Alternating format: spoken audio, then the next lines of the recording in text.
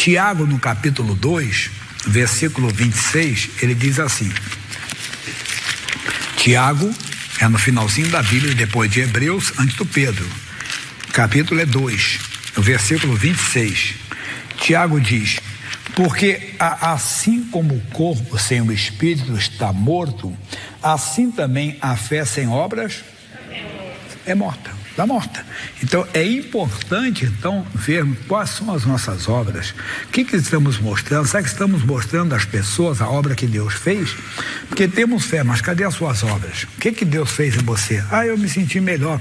Não, as pessoas devem notar de uma tal maneira que não precisaremos nem de falar. Simplesmente as pessoas notarão a mudança que ocorre por causa do nosso encontro com Cristo, por causa do nosso encontro com o Salvador. E isso também aconteceu no passado. Quando as pessoas tinham um encontro verdadeiro com Deus, aquelas pessoas mudavam. Essas pessoas eram completamente transformadas, se tornavam pessoas intrépidas, se tornavam pessoas corajosas, pessoas que eram diferenciadas porque acreditavam em Deus, porque acreditavam no poder de Deus. Nós vamos para o livro de Daniel. Quem não conhece a história de Sadraque, Mesaque e Abednego? Daniel é o chamado quarto grande profeta. Depois do Ezequiel é o Daniel. Capítulo de número 3. Daniel, capítulo 3. Nós vamos ver aqui uma grande história bonita para nós, né? Capítulo 3. O rei Nabucodonosor fez uma estátua de ouro, cuja altura era de 60 côvados e a sua largura de 6 côvados. Levantou-a no campo de Dura, na província de Babilônia. E o rei Nabucodonosor mandou ajuntar os sátrapas, os prefeitos, os presidentes, os juízes, os tesoureiros, os conselheiros, os oficiais e todos os governadores das províncias, para que viesse a consagração da estátua que o rei Nabucodonosor tinha levantado. Então se ajuntaram os sátrapas, os prefeitos, os presidentes, os juízes, os tesoureiros, os conselheiros, os oficiais e todos os governadores das províncias para a consagração da estátua que o rei Nabucodonosor tinha levantado. E estavam em pé diante da imagem que Nabucodonosor tinha levantado. E o arauto apregoava em alta voz: ordena-se a vós, ó povos, nações e gente de todas as línguas, quando ouvirdes o som da buzina, do pífaro, da harpa, da sambuca, do saltério, da gaita de foles e de toda a sorte de música, vos prostrareis e adorareis a imagem de ouro que o rei Nabucodonosor tem levantado. E qualquer que se não prostrar e não adorar, será na mesma hora lançado dentro do forno de fogo ardente. Coisa séria. Esse Nabucodonosor se achou um Deus. Às vezes nós somos assim, vamos dizer assim, instruídos por pessoas tão perto de nós, temos que tomar cuidado. Alguém pode dar para ele: por que você não faz isso? É uma estátua, você é um homem de grandes poderes, as nações estão todas debaixo do seu domínio. E ele aceitou, ele achou, entenda bem, que ele tinha uma posição tão elevada que deveria ser adorado.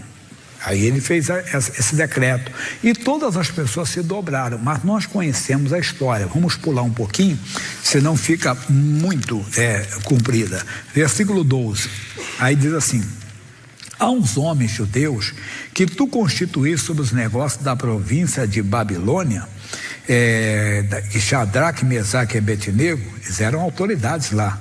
Esses homens, ó rei, não fizeram caso de ti. A teus deuses não servem, nem a estátua de ouro que levantaste adoram. Então Nabucodonosor, com ira e furor, mandou chamar Sadraque, Mesaque e Abednego. E trouxeram esses homens perante o rei. Lembrando que esses nomes, que são bonitos, né, mas são nomes babilônicos. O nome dele era Ananias, Azarias e Misael. Só lembrando, esses eram nomes hebraicos. Esse em hebreus, né? Em hebreus. E esse nome aqui são nomes babilônicos dados pelo pessoal de Nabucodonosor. Agora, pois, se estáis prontos, falou Nabucodonosor, ele disse: é de propósito, ó Sadraque, Mesaque e Abednego, que vós não servis a meus deuses, nem adorais a estátua de ouro que levantei? Agora, pois, se estáis prontos, quando ouvis o som da buzina, do pífaro, da cítara, da harpa, do saltério, da gaita de foles e de toda a sorte de música, para vos prostrar e adorar a estátua que fiz, bom é. Mas Se não adorar, serei lançados na mesma hora dentro do forno de fogo ardente. E quem é o Deus que vos poderá livrar das minhas mãos? Aqui eu quero fazer um comentário que às vezes as pessoas esquecem. Esse Nabucodonosor, no capítulo 2, ele teve um sonho louco, um sonho doido. E ele então mandou chamar os sábios da Babilônia, os homens que eram adivinhos, e ninguém conseguia. Porque olha como ele era tão doido, que ele chegou e disse: eu quero que vocês falem o sonho que eu tive e deem a interpretação desse sonho. E os homens disseram: tá bom, majestade, conte o sonho para nós. Vocês estão querendo me enrolar. Vocês não são adivinhos? Vocês não são sábios? Então que descubram então e falem. E ninguém conseguiu. Então ele fez um decreto, louco, ele era doidão. Ele mandou matar todos os sábios. E o Daniel era um deles. E o Daniel foi pego em casa. Daniel, temos que levar você para a morte. Mas o que eu fiz? Não, você não. Mas é que o rei teve um sonho e ninguém consegue adivinhar o sonho que ele teve, muito menos da interpretação. Mas ninguém falou comigo, ninguém me deu essa chance. Falou com o rei, me dê aí algum momento, e deu o tempo que ele pediu. E o Daniel teve a interpretação. Esse Nabucodonosor sabia, ele chegou dizendo: o Deus de Daniel é tremendo. E ele exaltou o Daniel, e o Daniel pediu pelos 3 amigos: eu tenho 3 amigos aqui, o Ananias, Azarias, Misael, Sadraque, Mesaque e Abednego. Vamos dar um cargo para eles, né? Um cargo, deixa eles aqui na província de Babilônia. E ele deu, então ele sabia que o Deus deles era um Deus verdadeiro. Mas agora, ele entorpecido, vamos dizer assim, com uma alucinação tremenda, ele esquece de tudo isso e faz ameaças àqueles homens que eram amigos de Daniel. Aí diz assim: e responderam Sadraque, Mesaque e Abednego e disseram ao rei Nabucodonosor: não necessitamos de te responder sobre este negócio. Eis que o nosso Deus, a quem nós servimos, é que nos pode livrar. Ele nos livrará do forno de fogo ardente e da tua mão, ó rei. E se não, fica sabendo, ó rei, que não servirão a teus deuses, nem adoraremos a estátua de ouro que tu levantaste. Ele se encheu tanto de ira que ele mandou aumentar o poder do fogo 7 vezes. Ficou tão grande o fogo que os homens amarraram Sadraque, Mesaque e Abednego com as capas, chapéu, tudo deles. E eles foram levando os 3. Quando lançaram os 3 dentro, a língua de fogo veio, lambeu e aqueles homens morreram. E o Sadraque, Mesaque e Abednego caíram dentro da fornalha de fogo ardente. Conhecemos a história. Pula um pouquinho, diz assim, versículo 24: então o rei Nabucodonosor se espantou e se levantou depressa, falou e disse a seus capitães: não lançamos nós 3 homens atados dentro do fogo? Responderam e disseram ao rei: é verdade, ó rei.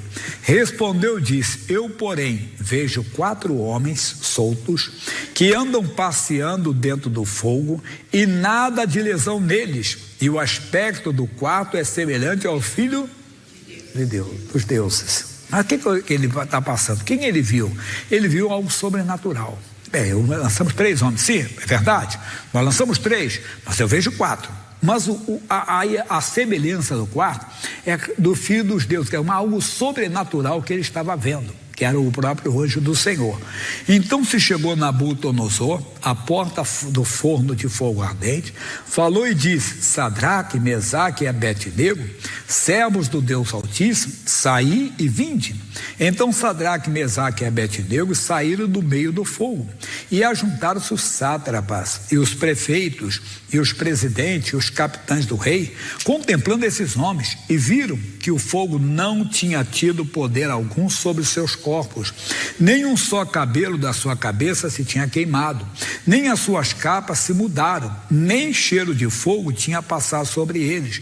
Falou Nabucodonosor e disse: bendito seja o Deus de Sadraque, Mesaque e Abednego, que enviou o seu anjo e livrou os seus servos que confiaram nele, pois não quiseram cumprir a palavra do rei, preferindo entregar seus corpos para que não servissem nem adorassem a algum outro Deus senão o seu Deus. Olha aí, por mim, pois é feito um decreto pelo qual todo povo, nação e língua, que se é blasfêmia contra o Deus de Sadraque, Mesaque e Abednego, seja despedaçado, e as suas casas sejam feitas um monturo, porquanto não há outro Deus que possa livrar como esse. Irmão, o que eles foram? Testemunhas. Mas porque eles não procuraram aquela situação, eles foram obrigados, a Bíblia diz, ser fiel até a morte. Às vezes seremos até ameaçados de morte. Dias terríveis estão para vir lá fora. Nós não temos que temer, nós não temos que nos assustar. O que temos que fazer é cumprir a palavra de Deus. A fé sem obras está morta. A fé vem por ouvir e ouvir pela palavra. Por que eles não se dobraram diante da imagem? Por causa da palavra de Deus. Porque está, olha o que eles falaram assim, olha o que eles responderam, versículo 16, Sadraque, Mesaque e Abednego disseram ao rei Nabucodonosor: não necessitamos de te responder sobre este negócio, eis que o nosso Deus a quem nós servimos. Servir a Deus é obedecer a sua palavra, e às vezes para obedecer a palavra, você terá até que perder algo. Será até ameaçado de perder, mas não temas. Por quê? Vamos para o primeiro livro de Samuel, capítulo 2, versículo 30. É muito forte esse versículo, hein? Olha que eu acompanho ele há tantos anos, né? Aliás, ele me acompanha. Que eu diz: portanto, diz o Senhor Deus de Israel, na verdade tinha dito eu, que a tua casa e a casa de teu pai andariam diante de mim perpetuamente. Porém agora diz o Senhor, longe de mim tal coisa. Vamos lá, pessoal? Porque aos que me honram, honrarei. Pois os que me desprezam serão envelhecidos. Envelhecidos, eles botaram a palavra difícil aqui, que é desprezados mesmo. Então nós não podemos desprezar a palavra. Nós temos que aproveitar as oportunidades que vamos ter na vida para honrar a palavra de Deus, para honrar o Senhor. Às vezes pode ser até, desculpe, até do grande amor. Se a esposa ou o marido, que alguém não está de acordo com a palavra, você tem que se submeter à palavra de Deus. Não estou ensinando rebeldia na sua casa, estou ensinando homens e mulheres a serem servos de Deus. Se o seu patrão, entenda, o seu chefe pede alguma coisa que vai ferir a palavra de Deus, honre. Você vai ser testado, vai ser provado. Nessa hora temos, mas aí as obras vão aparecer. Por quê? Porque Deus vai nos honrar. Deus vai honrar você, e até aquela parte contrária, aquela parte opositora, ela verá que você está com Deus. Então as oportunidades vão surgir, como surgiram também no Novo Testamento, pessoal. Não é só no Velho Testamento. Eu cedei no outro culto. Atos capítulo 4, versículo 13. Atos capítulo 4, versículos 13.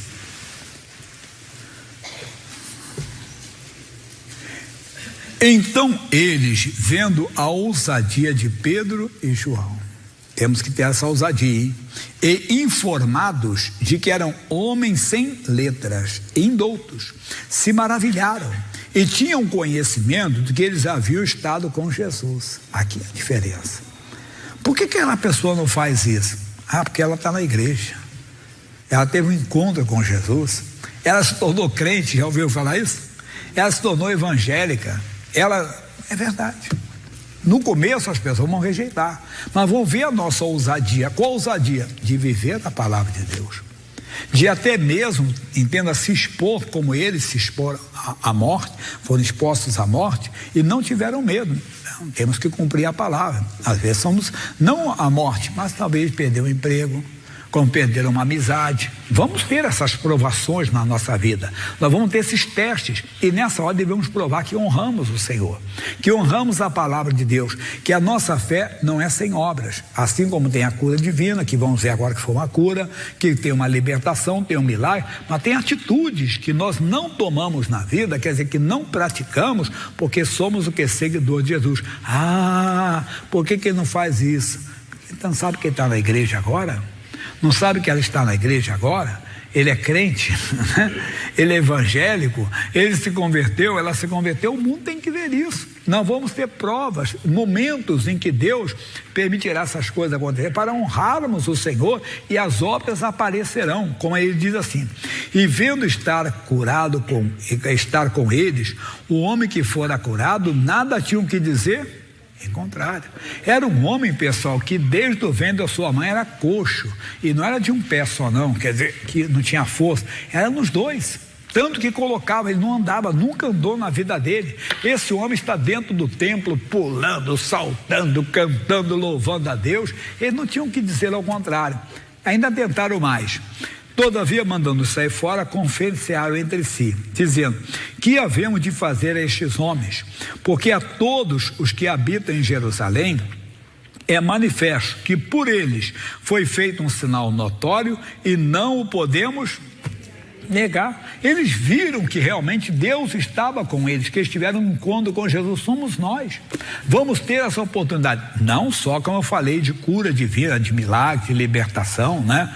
Vocês já ouviram várias vezes eu contar do pastor Rogério, que ele orou por um rapaz quando ele era garoto, jovem ainda, ele estava começando na igreja, e no meio do expediente manifestou um demônio num rapaz. E ele falou para o outro amigo: eu vou orar por ele. Não se mete nas coisas do demônio. Estava aquele incorporado lá no rapaz, possesso, o rapaz todo xingando, boca torta, aqueles olhos esbugalhados. Ele chegou: em nome de Jesus, saia dele. O demônio saiu. O rapaz ficou, todo mundo ficou assim espantado, porque todo mundo viu, ele estava incorporado, olhos aqui virados, né? Boca toda torta, o corpo todo torto, e o demônio expulso. Aí todo mundo ficou. Aí o que aconteceu? Ele falou: procura uma igreja evangélica, você tem um problema espiritual. Sempre que alguém passava a mão na empresa, chama o crente da sessão tal. Por quê? Porque viram que ele conhecia Jesus. O mundo tem que ver isso. As pessoas te procuraram já, levando o enfermo para você. A fé sem obras está morta. Não só de cura, repito, não só de milagres, atitudes como de Sadraque, Mesaque e Abednego, que preferiram a morte do que desonrar a palavra de Deus. Ou você prefere ser mandado embora, como uma senhora fez, uma senhora da nossa igreja, não é da sede aqui. Ela trabalha numa empresa há muitos anos e queriam que ela aceitasse uma normalidade na empresa, era uma prática errada. E ela disse: olha, eu prefiro pedir demissão. Mandaram até para o psicólogo, achando que ela está ruim da cabeça. Como é que a pessoa vai abrir mão de tantos anos que ela trabalha na empresa? Mas por quê? Porque ela não quer desonrar a palavra. Nós seremos provados, irmãos, nós seremos testados, e nesse dia temos que mostrar a nossa fidelidade ao Senhor. Deus nos prepara, mas não vai nos ver. Não temas, porque eu sou contigo. Não te assombres, porque eu sou. Ele não deixou isso aqui por acaso, não. Tem coisas que vêm para nos amedrontar, nos assombrar, mas ficamos firmes que o Senhor vai nos honrar. Honrou todos eles. Mais ainda, para não terminar, diz assim: mas para que não se divulgue mais entre o povo, ameacemo-los, para que não falem mais esse nome a homem algum. E chamando, disseram-lhes que absolutamente não falasse nem ensinasse no nome de Jesus. Olha a ousadia do Pedro aí. Pedro, aquele que...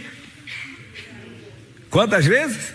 3. Olha o Pedro mudado aí, olha o Pedro aqui de Jesus agora. E diz: respondendo, porém, Pedro e João, lhe disseram: julgai vós, se é justo diante de vós, ouvir-vos a vós antes do que a Deus, porque não podemos deixar de falar do que temos visto e ouvido. Verdade? Uma autoridade naquela época, entenda bem que o pessoal perseguia a banda, talvez volte. Missionário na cidade de Franca, uma autoridade lá agradeceu: o senhor, olha, o senhor vai sair daqui, seu pastor, mas o senhor não volta aqui para pregar esse seu evangelho não, hein? Para enganar o povo, aquelas coisas todas.